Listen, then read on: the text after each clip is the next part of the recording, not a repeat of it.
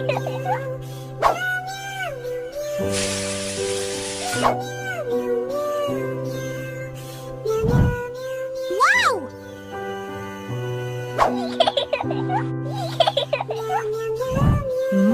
Hello there, love.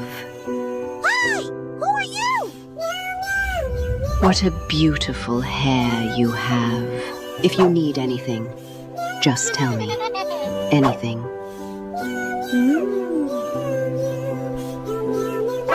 Oh no!